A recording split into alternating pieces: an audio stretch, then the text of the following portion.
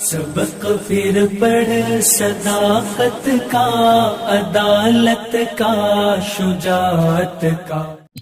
السلام علیکم وعلیکم السلام ورحمۃ اللہ۔ مفتی صاحب، میں یہ سوچ رہا تھا کہ جیسے اس زمانے میں کسی کو اسلام کی دعوت دینے کے لیے اتنا تکلیف اٹھاتے ہیں، جیسے آپ لوگ بھی اتنا محنت کرتے ہیں، اتنی لمبی لمبی اسٹریم کرتے ہیں، تکلیف بھی ہوتا ہے، بعض مرتبہ انسان اندر سے افسوس بھی کرتا ہے، تو اللہ کے نبی اور صحابہ نے کتنی محنت کیا ہوگا اسلام کے لیے۔ بالکل اس میں کوئی شک ہی نہیں ہے۔ ہمارا یعنی یہ تو میں کہہ رہا ہوں کہ یہ موازنہ تو کبھی کسی کے ذہن میں آنا ہی نہیں چاہیے کہ ہماری تکلیف اور انبیاء کی اور صحابہ کی تکلیف میں کوئی موازنہ ہو، یا کسی کے ذہن میں کبھی آنا ہی نہیں چاہیے۔ ان حضرات نے اپنی زندگی اسی کام کے لیے وقف کر دی تھی، ان کے یہاں اپنی پرسنل نیڈ، پرسنل ضروریات موجود ہی نہیں تھی، اور اگر تھی تو انہوں نے ان کو بالکل سائڈ لائن کر دیا تھا۔ وہ تو اللہ تعالیٰ کے لیے انہوں نے اپنے آپ کو اس کے دین کے لیے وقف کر دیا تھا، تو ہمارا ان کا کوئی مطلب کمپیریزن دور دور بنتا ہی نہیں، پاسبل نہیں ہے۔ تو بہرحال جو ہم لوگ کرتے ہیں وہ خالصتاً لوجہ اللہ ہوتا ہے۔ اللہ تعالیٰ ہمارے ہمارے کہنے کو ذریعہ بنائے دوسرے لوگوں کی ہدایت کا، بس یہی دعا رہتی ہے۔ مفتی صاحب، میں ایک بس چھوٹی سی بات ہے، جیسے جو پریکٹس مسلمان نہیں ہے، مسلمان تو ہیں لیکن گھر میں پیدا ہو گئے مسلمان کے، وہ خالی کلمہ پڑھ لیا، ایسے ہی اپنی زندگی اپنی مرضی سے جیے جا رہے ہیں، اور ایک آدمی ہے جو نماز روزہ وغیرہ دین پر جتنا ہو سکتا ہے چلتا ہے۔ تو خاص کر کے ایسا ہوتا ہے جب کہ جیسے جو لوگ پریکٹس نہیں کرتے، نماز وغیرہ نہیں پڑھتے، دین پر نہیں چلتے، ایسے لوگوں کو دیکھ کر غصہ آتا ہے، تو کہیں میں غلط تو نہیں ہوں کہ سب کے ساتھ ایسا ہوتا ہے؟ دیکھیے، اگر آپ کو کسی شخص کے دین پر نہ چلنے کی وجہ سے غصہ آ رہا ہے تو یہ آپ کی خود غرضی نہیں ہے، بلکہ یہ آپ کی دینی حمیت اور دینی غیرت ہے۔ اور دینی حمیت اور غیرت مطلوب ہے شریعت میں، کہ یہ انسان کے اندر، ہر مومن کے اندر ہونی چاہیے کہ اللہ کے احکام کی خلاف ورزی ہو رہی ہو اور آپ بالکل نارمل رہیں، تو پھر پکڑ تو آپ سے بھی ہوگی۔ لیکن اگر آپ کم سے کم، حدیث میں ہے، رسول اکرم صلی اللہ علیہ وسلم کا ارشاد ہے کہ اگر تم کوئی غلط کام دیکھو تو تم اس کو اپنے ہاتھ سے تبدیل کرو، اس کو اپنے ہاتھ سے روکو، لیکن اگر تم اپنے ہاتھ سے نہیں روک سکتے فبلسانی، تو اپنی زبان سے روکو، ومن لم یستطع فبقلبہ، اور اگر کوئی آدمی اپنی زبان سے نہیں کر سکتا تو کم سے کم اپنے دل میں برا تو جانو۔ تو یہ چیز جو ہے وہ ہر مومن کے اندر ہونی چاہیے۔ اگر وہ گناہ کو برا جانے گا تو ہی خود گناہ سے بچے گا، اگر وہ سامنے والے کے گناہ کو برا ہی نہیں جان رہا ہے تو خود گناہ سے کیسے بچے گا؟ چھوٹی سی بات ہے، مسلم صاحب سے میں بات کرنا چاہتا ہوں، جیسے اس سے صحیح مسلم صاحب، صحیح جی مسلم جلدی کر لیجئے تاکہ پھر اگلے کالرز آ جائیں۔ جی یہ نکل جائے گا، چھوٹی سی بات ہے۔ صحیح مسلم صاحب، جیسے آپ تو بورڈ مسلم نہیں تھے، آپ نے اتنی محنت کیسے کی قرآن کو اتنے اچھے سے سمجھنے کی، اور کیسے کتنا وقت، اگر ہم لوگ سمجھنا چاہیں تو کیا کریں، کیسے سمجھیں گے؟ دیکھیے، سب سے پہلے آپ کو نا ایماندار ہونا پڑے گا اپنے لیے، خود کے لیے۔ ایک نا، جیسے میری آئی ڈی بھی ہے نا، اس پہ کچھ لکھا ہوا ہے، double standard is equal to dangerous disease. یہ میں ہر جگہ لکھتا ہوں۔ اس کا مطلب کیا ہے کہ آپ کسی بھی چیز کو کرنے سے پہلے آپ سب سے پہلے بالکل نیوٹرل ہو جائیں، نیوٹرل ہو کے آپ اسٹڈی کرنا اسٹارٹ کریں۔ پہلی بات تو یہ ہے۔ دوسری بات یہ ہے کہ ایک منٹ، آپ مجھے دوبارہ بتائیے آپ کیا پوچھنا چاہ رہے ہیں ایگزیکٹلی، میں بھول گیا تھا آپ کی بات۔ انہوں نے یہ کہا کہ آپ اس لیول تک کیسے پہنچے ہیں، آپ نے کیسے محنت کی ہے؟ میرا کوئی لیول نہیں ہے، میں تو ابھی بھی سیکھ رہا ہوں، حساب سے روز میں سوال کرتا رہتا ہوں کسی آیت کے اوپر، سیکھ رہا ہوں ابھی میں۔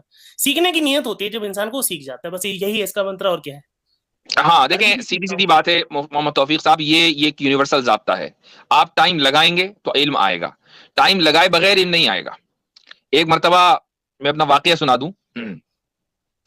میں مفتی محمود حسن گنگوہی رحمۃ اللہ علیہ کی خدمت میں حاضر ہوا۔ میں بہت چھوٹا تھا اور میری والدہ مجھے لے کر گئیں ان کے پاس دعا کرانے کے لیے دیوبند میں۔ تو مفتی محمود صاحب میرے خیال سے صبح کے 10 بج رہے تھے، تو خیر وہ میری والدہ نے مجھ کہا کہ حضرت اس کے لیے دعا کر دیجئے، پڑھتا نہیں ہے۔ تو انہوں نے، مفتی محمود صاحب نے کہا کہ رات کو بے پڑھا سوئے اور صبح میں پڑھا بیدار ہو، یہ کیسے ممکن ہے؟ اللہ اللہ، واہ۔ تو رات کو پڑھ کے سوئے پھر صبح پڑھا بیدار ہوگا نا۔ تو یہ جملہ ان کا میرے ذہن میں بیٹھا ہوا ہے، الحمدللہ بہت پہلے کی بات ہے۔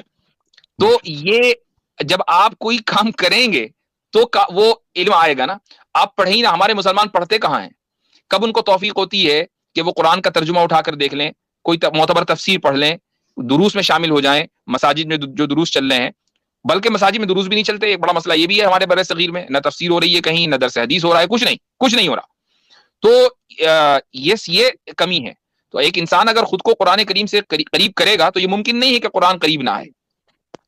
اچھا اس میں ایک فائنل بات کہہ دوں کہ بڑی امپورٹنٹ بات ہے، یہ میں نے ایک جگہ اور کی تھی. بھائی دیکھیے ایسا ہے، قرآن کریم کو کہا جاتا ہے میریکل، مانتے ہیں نا آپ؟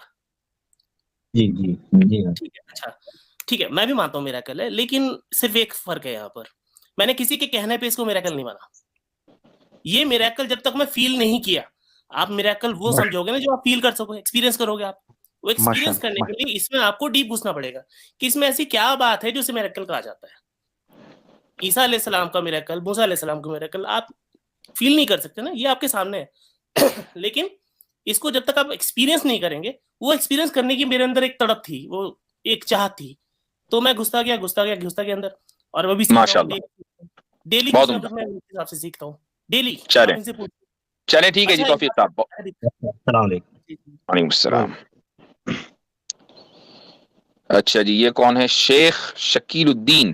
جی بھائی، اس کے بعد ہے اسلامک یوٹیوب. جی جناب شیخ شکیل الدین، میوٹ ہے آپ. مائک میوٹ ہے آپ کا بھائی.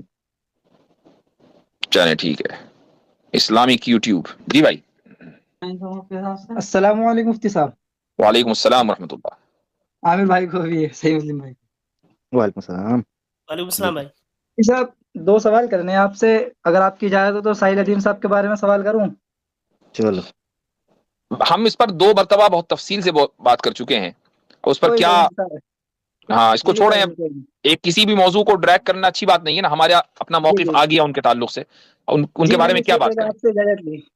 جی میں کہہ رہا ہوں مفتی صاحب، آپ کی اسٹیم مفتی شیخ عثمان صاحب سے جی. وہ کافی بہتر تھی، اور کافی یار دوستوں نے اس بات کو کہا، تو آپ ان کے ساتھ اسٹیم کب کرو گے؟ انشاءاللہ کریں گے. ظاہر ہے کہ وہ ہر ہفتے تو آ نہیں سکتے، وہ بھی مصروف آدمی ہیں، جی جی جی تو انشاءاللہ ان کو لے کر آئیں گے انشاءاللہ. چلیں ٹھیک ہو گیا. چلیں آپ کو بھی سلام، اور آپ کے بھائی جو بیٹھے ہیں پیچھے ان کو بھی سلام. بہت شکریہ جی.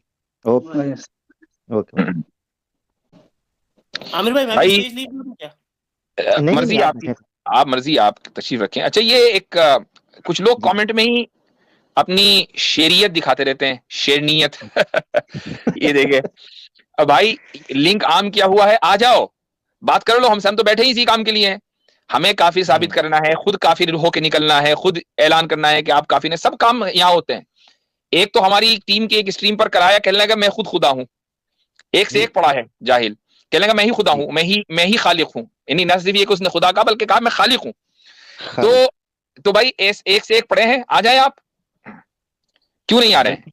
کیا وجہ ہے؟ ورک شاپ، ہاں ورک شاپ میں آئیں، یہاں آپ کو ذرا نٹ بولٹ آپ کے کس دیں گے. آ جائیں ذرا لائیو. جی بھائی. سبق پھر پڑھ صداقت کا، عدالت کا، شجاعت کا، لیا جائے گا تجھ سے کام دنیا کی امامت کا. سبق پھر پڑھ صداقت